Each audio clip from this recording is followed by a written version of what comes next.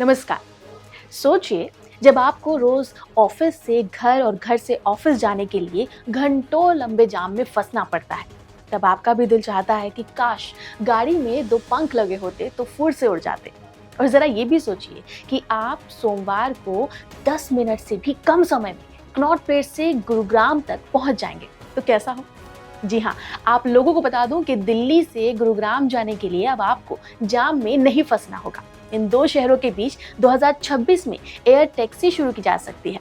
देश की सबसे बड़ी एयरलाइंस इंडिगो की पेरेंट कंपनी इंटरग्लोब एंटरप्राइजेस और आर्चर ने दिल्ली और गुड़गांव, बेंगलुरु शहर और उसके अंतर्राष्ट्रीय हवाई अड्डे तथा मुंबई में बांद्रा और कोलाबा के बीच एयर टैक्सी सेवा शुरू करने की घोषणा की है। अभी तक मिली जानकारी से पता चलता है कि ये जो सफर है वो महंगा तो होगा, लेकिन इससे समय की काफी बचत हो जाएगी। आर्चर के सीसीओ निखिल गोयल ने बताया कि इस सेवा का इस्तेमाल करना उबर के कंपैरिजन में थोड़ा ज्यादा होगा। फॉर एग्जाम्पल, दिल्ली से गुड़गांव के लिए उबर से 1500 से लेकर 2000 रुपए तक का खर्च आता है, तो वहीं एयर टैक्सी में यही यात्रा 2000 से 3000 रुपए तक में होगी। एयर टैक्सी के लिए आर्चर ने 12 रोटर वाले मिडनाइट को चुना है। इसमें एक पायलट और उसके अलावा 4 लोग बैठ सकते हैं। साथ ही इसमें कुछ सामान भी रखा जा सकता है। इसी मॉडल को अमेरिकी एयरलाइन यूनाइटेड ने भी चुना है।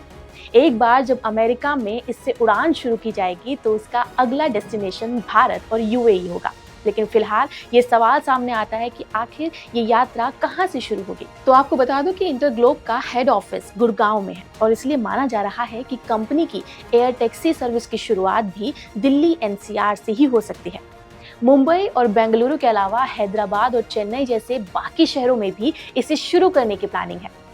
इंडिगो की पेरेंट कंपनी ने $1 अरब के सौदे में 2200 मिडनाइट eVTOL खरीदने के लिए साइन किया है।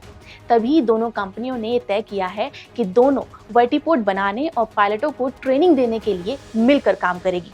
इस कंपनी ने आर्चर में इक्विटी इन्वेस्टमेंट के अलावा 200 eVTOL का ऑर्डर दिया है। साथ ही उसके पास 100 और एयर टैक्सी का ऑर्डर करने का भी ऑप्शन है।